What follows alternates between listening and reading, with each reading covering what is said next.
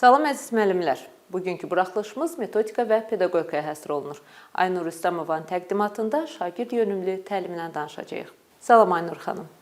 Aynur xanım, bugünkü mövzumuz şagird yönümlü təlimdir və ilk sualım belə olacaq ki, şagird yönümlü təlim nədir və müəllim yönümlü təlimdən şagird yönümlü təlimə keçid zərurəti nədən yaranıb? Təşəkkür edirəm suala görə. Mən də izləyicilərimizi salamlayıram və bu suala cavab vermək üçün biz 21-ci əsrin bacarıqlarına və müasir dövrün tələblərinə mütləq danışmalıyıq.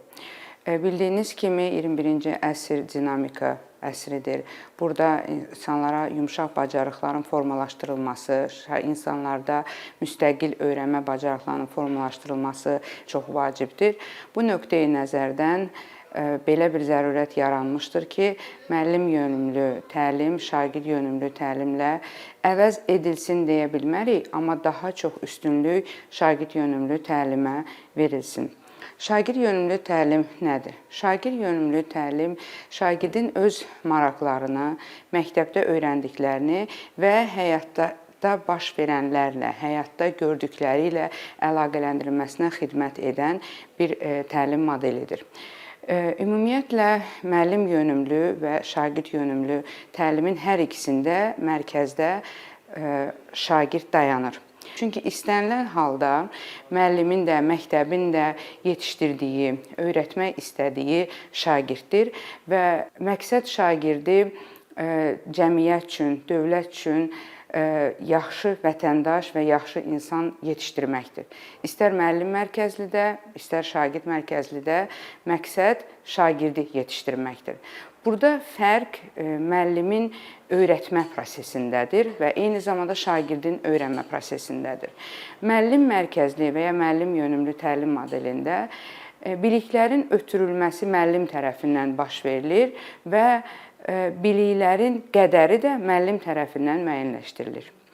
Bilirsiniz ki, 21-ci əsr informasiya bolluğu əsridir və indiki dövrdə şagirdi informasiyadan məhdudlaşdırmaq və yaxud informasiyanı bir hissəyə qədər oxu, digəri artıq sənə aid deyil demək, bu qeyri-mümkün bir məsələdir. Texnologiya inkişaf edir, şagirdin informasiya əldə etmə imkanları çox genişdir və belə olan halda müəllimin də, məktəbin də boynuna düşən əsas məsələ şagirdə bu informasiyadan necə istifadə etməyi öyrətmək, informasiyanın hansının dəqiq və düzgün olduğunu müəyyənləşdirmək, tənqidi təfəkkürü inkişaf etdirərək meyar üzrə qiymətləndirmə aparmağı öyrətmək, bütün öyrəndiklərindən problem həll etmədə istifadə etmək, bir növ şagirdin, dövrün marağı və tələbi dəyişdiyinə görə, ona görə də indiki müasir dövrdə şagird yönümlü təlimin vacibliyi aktuallaşıb. Biz deyirikmi ki, müəllim yönümlü təlim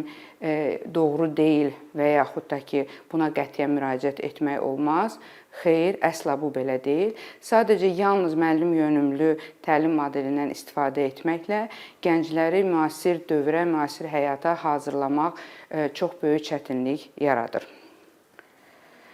Şagird yönümlü təlimin əsas xüsusiyyətlərindən danışanda biz şagirdlərin aktiv öyrənməsindən mütləq şəkildə danışmalıyıq ki, bunun nəticəsi olaraq şagirdlərin dərsə cəlb olunması çox yüksək səviyyədə olur. Aktiv öyrənmə deyəndə biz nəyi nəzərdə tuturuq? Burada sadəcə şagirdlərin fəallığı deyil, yəni suala ilk cavab verən, informasiyanı ilk öyrənən yox, şagirdin özünün informasiyanı əldə etməsi nəzərdə tutulur. Yəni biz hamımız bilirik ki, informasiyanı ötürmək daha asandır, nəinki onu əldə etmək və ötürülən informasiyanı insan daha tez unudur, nəinki özünün öyrəndiyi informasiyanı. Belə olan halda əlbəttə ki, şagirdləri araşdırmaya yönəltmək, informasiya əldə etməyə yönəltmək, bu onların öyrənmə prosesini daha səmərəli, daha effektiv edir. Eyni zamanda bu onların marağına xidmət edəndə əlbəttə ki, şagirdlərin dərsə cəlb olunması da daha yüksək olur, çünki bu onların öz maraq dairəsindədir. Təlimin diferensiallaşması bu yenə də dediyimiz kimi şagirdlərin marağına xidmət edən təlimin qurulmasıdır. Burada həm şagirdin özünün maraqları, həm şagirdə aid olan dövrün maraqları nəzərdə tutulur. Şagirdin özünün fərdi öyrənmə tərzləri nəzərdə tutulur. Əlbəttə ki, hamıya eyni şəkildə təlim keçəndə, nəyisə öyrədəndə birinə maraqlı olur, birinə maraqsız.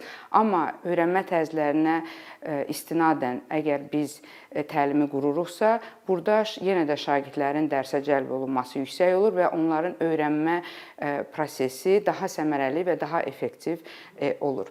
Əməkdaşlıq və ünsiyyət. Şagird yönümlü təlimin əsasında öyrənmə zamanı əməkdaşlığın qurulması əsas yer tutur və əməkdaşlıq zamanı isə düzgün ünsiyyətin formalaşması da üstünlük təşkil edir ki, bu şagirdlərin gələcək həyatları üçün, onların karyera qurmaları üçün çox vacib bacarıqlardan biridir ki, komandada işləmək, düzgün ünsiyyət qurmaq bu insana ən vacib bacarıqlardan biridir ki, məhz şagird yönümlü təlimdə bunu etmək mümkündür. Şagird yönümlü təlimdə müəllim şagirdi informasiya əldə etməyə, araşdırmaya yönəldərkən və bu informasiyadan müəyyən bir problemin həll edilməsində, istifadə etməsinə təşviq edərkən şagirdlərdə tənqidi təfəkkür, problem həll etmə bacarıqları formalaşır ki, bildiyimiz kimi problem həll etmə ümumiyyətlə insan həyatının ən vacib bacarıqlarından biridir. Hansı informasiyadan harda istifadə etmək, harda hansı qərarı vermək, bu qərarın düzgünlüyündən əmin olmaq, qərarın məsuliyyətini daşımaq, bu məsələlər çox vacib həyati bacarıq məsələləridir. Və məhz şagird yönümlü təlimdə müxtəlif tapşırıqlar əsasında şagirdlərdə istər-istəməz bu bacarıqlar formalaşır. Müəllimin funksiyası şagird yönümlü təlimdə yönəldicidir. Bəzən belə yanlışlıqla belə bir münasibət ifadə olunur ki, əgər biz deyiriksə ki, şagird yönümlü təlimin mərkəzində şagird dayanırsa, o deməkdir ki, müəllimin funksiyası məhdudlaşıb, azalıb. Bu tamamilə yanlış bir yanaşmadır. Müəllim həmişə şagirdi öyrədən tərəfdir. Yenə də deyirik ki, burada sadəcə öyrətmənin funksiyası dəyişir. Əgər müəllim yönümlüdə onun öyrətməsi biliklərin, hazır biliklərin ötürülməsi idisə, bu metoddan istifadə edirdisə, burada isə hazır biliklərin ötürülməsi deyil, biliklərin əldə edilməsinə yönəltmədir. Və bunu da qeyd edək ki, biliyi hazır ötürmək şagirdi bilik əldə etməyə yönəltməkdən daha asandır. Çox zaman müəllimlər daha çox müəllim yönümlü yanaşmaya meyllənirlər. Düzdür, onun da müəllim yönümlü yanaşma da təfəkkür əsaslı ola bilər və əzbər əsaslı ola bilər.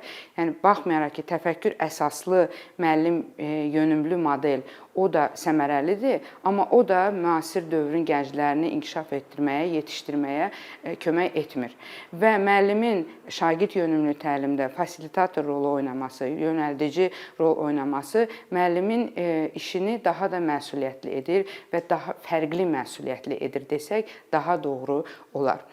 Və şagird yönümlü təlimdə mütləq şəkildə refleksiyanın, özünü qiymətləndirmənin, özünü refleksiya etməyin olması, bu özü də şagirdlə həm tənqidi təfəkkürün olması, həm obyektiv qiymətləndirmə bacarığının olması, təhlil etmə bacarığının formalaşdırılmasına, qiymətləndirmə bacarığının formalaşdırılmasına, situasiyanın özünün dəyərləndirilməsi bacarığının formalaşdırılmasına kömək edir, şərait yaradır ki, bütün bu dediklərimiz də həyatda insan üçün lazım olan ən vacib bacarıqlardır. Biz tez-tez layihə əsaslı dərs və yaxud araşdırma əsaslı dərs bu tip terminləri eşidirik. Bu terminlərin, bu ifadələrin şagird yönümlü təlimlə hər hansısa bir əlaqəsi varmı, yoxsa tamamilə ayrı-ayrı məsələlərdir? Siz çox uğurlu nümunələr çəkdiniz, Pərvinə xanım. Çünki şagird yönümlü təlim modellərindən danışanda layihə əsaslı, problem əsaslı, araşdırma əsaslı, sorğu əsaslı və birgə öyrənməyə dayanan, birgə öyrənmə əsaslı təlim modelləri çox geniş yayılmışdır və bu modellərin rolu şagird yönümlü təlimin tətbiqində xüsusi yer alır. Belə ki, bizim bayaqdan danışdıqlarımız komandada iş, araşdırma, hər hansı bir işi ortaya qoyma, problem həll etmə və s. bu kimi məsələlər istər layihə əsaslı, istər problem əsaslı, istər araşdırma və ya sorğu əsaslı öyrənmənin əsasında dayanan məsələlərdir. Məsələn, layihənin icrası üçün müəllim bir komanda yaradır. Komandanın ümumi bir işi vardır və bütün komanda üzvləri bu işi icra etmək üçün məsuldurlar və onlar bu işi daha uğurlu təhvil vermək üçün əməkdaşlıq edirlər. Burada istər-istəməz şagirdlərdə həm akademik bilik bacarıqları yüksəlir, həm sosial bilik bacarıqları yüksəlir, həm emosional bacarıqlar yüksəlir. Çünki proses zamanı kimisə kimdənsə xoşu gəlməyə bilər, amma o bu iş üçün, ümumi bir iş üçün öz şəxsi mənafeyini kənara çəkməlidir. Çünki əks halda komanda işi uğurlu alınmaz. Və yaxud da ki, kimdənsə inciyirsə, yenə də həmin an susur, çünki onlar ümumi iş üçün çalışırlar. Və eyni zamanda şagirdlərdə ortaq dəyərlər formalaşır. Bax, bu kimi işlər hamısı şagirdlərdə həyati bacarıqlar formalaşdırır və şagird yönümlü təlimin xüsusiyyətlərini özündə əks etdirir. Və eyni zamanda sadaladığınız dərs mərhələlərinin hər birində mərkəzdə şagird dayanır, müəllim isə fasilitator kimi onu kənardan yönləndirir, hər hansı bir akademik biliklərin qazanılmasında və ya sadaladığınız bacarıqların qazanılmasında yardım edir. Bəli, tamamilə doğrudur. Bu sadaladığımız bütün təlim modellərində şagirdin özünün öyrənməsi, müəllimin isə bu yolda onu yönəltməsi çox əsas yer tutur və belə olan halda şagirdin öyrənməsi əlbəttə ki, yüksəlir və eyni zamanda onun prosesə cəlb olunması da yüksəlir. Şagird yönümlü təlimin üstünlüklərindən demək olar ki, biz danışdıq və 21-ci əsrin insanının formalaşması, inkişaf etməsi üçün bu bacarıqlar, bayaqdan sadaladığımız bacarıqlar çox vacibdir. Dərsin içində müəllim üçün hansı üstünlüyü var şagird yönümlü təlimin? Biraz da bundan danışaq. Müəllimlə şagirdin ünsiyyəti şagird yönümlü təlimdə müəllim yönümlü təlimdən fərqli olur. Belə ki, burada müəllimlə şagird əməkdaş kimi öyrənmədə bir-birlərinə dəstək olurlar. Belə mühitdə sağlam emosional mühit yaranır və şagirdlərin özünə inamı, özünü ifadə etməyə meylliliyi artır. Onlarda daxili motivasiya yaranır ki, bunlar çox vacib məsələlərdir. Sinifin idarə edilməsi də müəllim üçün rahat olur.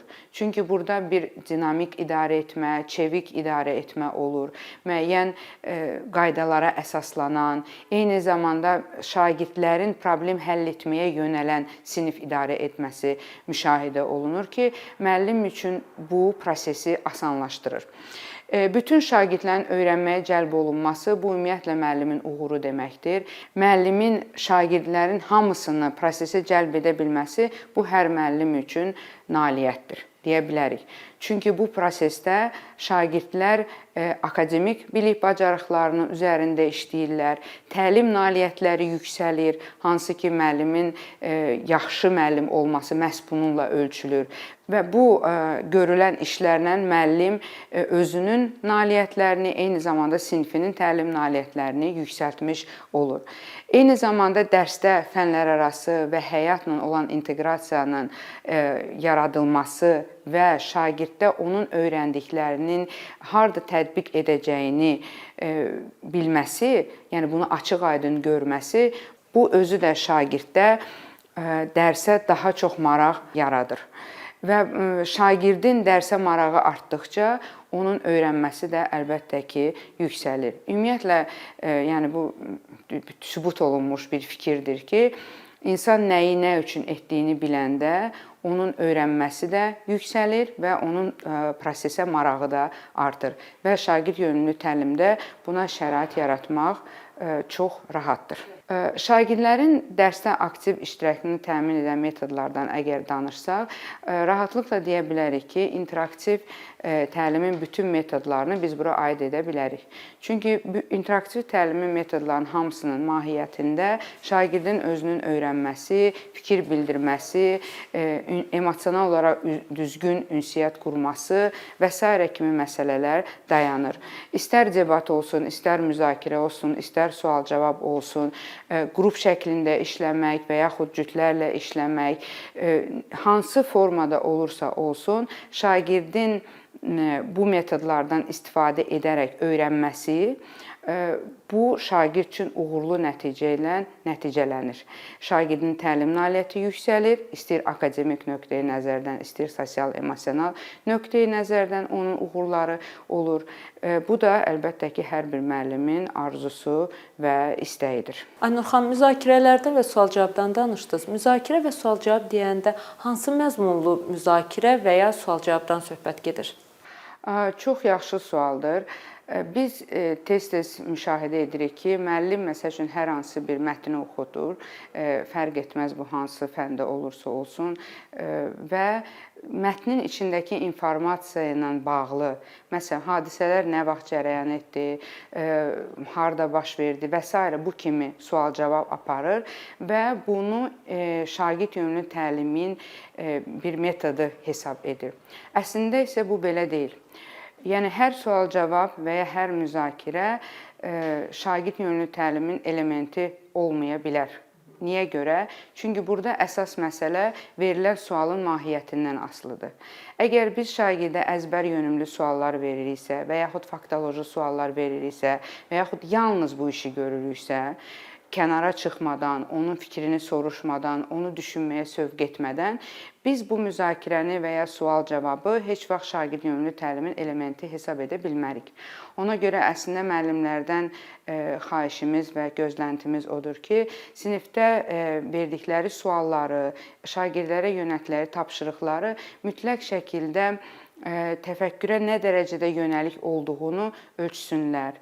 Verilən sualların şagirdi nə qədər düşündürdüyünü ölçsünlər. Belə olan halda şagird yönümlü təlimin xüsusiyyəti özünü təsdiqləyəcək. Çünki əks halda bu müzakirə və sual-cavab sadəcə mövcud informasiyaların şagirdin ötürülməsi və tamamilə doğrudur. Ötürülməsi və qəbul edilməsi kimi qiymətləndiriləcək ki, burada da şagirdin təfəkkürü inkişaf etmir, düşünməsi inkişaf etmir və biz deyə bilmərik ki, bu məqamda, bu tip sual-cavabda şagird yönümlü təlim reallaşır. Aynur xanım, şagird yönümlü təlim haqqında ətraflı informasiya verdiniz. Buna görə sizə təşəkkürümüzü bildiririk. Və bizi maraqlandıran digər bir sual sertifikasiya imtahanında ümumiyyətlə şagird yönümlü təlim test tapşırıqlarında necə öz əksini tapmasıdır?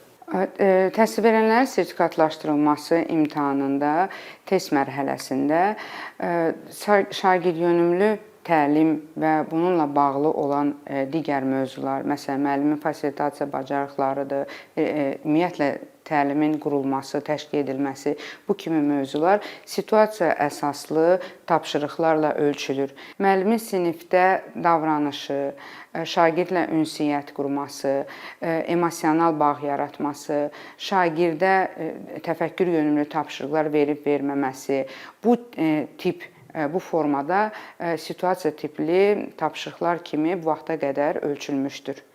Ona görə də müəllimlərə tövsiyəm olardı ki, mövzuları oxuyanda, öyrənəndə, tanış olanda əvvəla öz təcrübələrinə mütləq çıxış etsinlər, suala cavab verərkən öz siniflərini, öz şagirdlərini gözdən qabağına gətirsinlər və eyni zamanda mövzuları inteqrativ şəkildə öyrənsinlər, yanaşsınlar. Məsələn, şagird yönümlü təlim interaktiv təlimlə bir müstəvidədir və yaxud interaktiv təlim metodları və ya iş formaları ilə bir müstəvidədir. Məsələyə bu cür yanaşsalar çox effektiv olar. Ümid edirik ki, müəllimlər də sualları cavablandırarkən həm dediyiniz kimi bəzi mövzuların inteqrasiyasına diqqət yetirərlər, eyni zamanda öz təcrübələrinə istinad edərlər. Çünki belə olduğu zaman situasiya tipli tapşırıqların cavablandırılması daha asan və rahat olur. Mən də öz növbəmdə imtahanda iştirak edəcək müəllimlərə uğurlar arzulayıram və inanıram ki, sözünüzə qüvvət. Əgər onlar öz təcrübələrinə istinad etsələr, nəticələri çox yüksək olacaq. Təşəkkür edirik iştirakınıza görə və eyni zamanda ətraflı izahınıza görə. Əziz müəllimlər, biz bugünlük verilişi yekunlaşdırırıq. Növbəti buraxılışlarda görüşənə qədər.